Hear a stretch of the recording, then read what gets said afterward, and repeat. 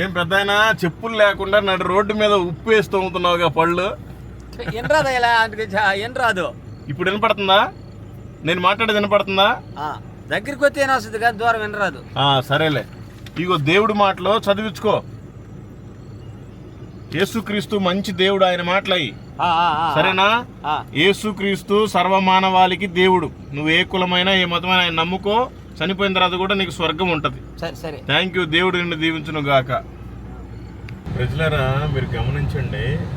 అబ్బా సువార్త ఎలా చెప్పాలో నాకు తెలియదు, అయినా ఒకవేళ చెప్పిన వాళ్ళు కనుక దేవుడు నమ్ముకున్నట్టు తనకు బాప్తిస్మం ఎవరు ఇవ్వాలి, ఇదంతా మనకెందుకులే రిస్క్, ఇదంతా పాస్టర్స్ పనిలే అని అనుకుంటే మనం భ్రమలో ఉన్నట్టే. మనకి చెప్పడానికి అంతగా మాటలు రాకపోయి ఉండొచ్చు, మనకి బాప్తిస్మం ఇచ్చే అధికారం లేకపోయి ఉండొచ్చు. బాప్తిస్మం ఇవ్వాల్సిన అవసరం లేదు, మనం ఇచ్చేవాళ్ళతో ఇప్పిస్తాడు ప్రభు. ఓన్లీ సువార్తను ప్రకటించడమే మన పని. బైబిల్లో 1 కొరింథీయులకు రాసిన పత్రిక 1వ అధ్యాయం 17వ వచనం ఈ విధంగా సెలవిస్తుంది. బాప్తిస్మం ఇచ్చుటకు క్రీస్తు నన్ను పంపలేదు కానీ క్రీస్తు యొక్క సిలువ వ్యర్థము కాకుండానట్లు వాక్చాతుర్యం లేకుండా సువార్త ప్రకటించుటకే ఆయన నన్ను పంపెను. మనకి వాక్చాతుర్యం లేకపోయినా కూడా సువార్తని ప్రకటించడానికే మనల్ని ఎన్నుకున్నాడు, మనల్ని పంపాడు ఆయన. ఈ విషయాన్ని ప్రతి వ్యక్తి గుర్తుపట్టాలి. ఓకే, పౌలు గారు అదే చెప్తున్నారు.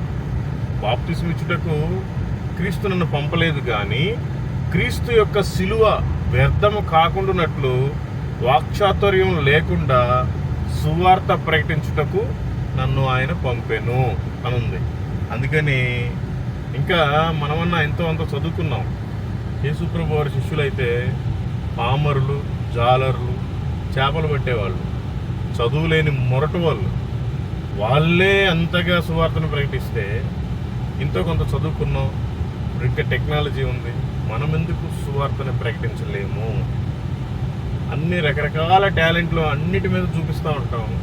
సువార్త చెప్పడానికి ఆ టాలెంట్ని ఎందుకు వినియోగించకూడదు? దయచేసి మీరందరూ సువార్తను చెప్పండి, ఆయన నీతిని, ఆయన రాజ్యాన్ని వెతకండి. Thank you.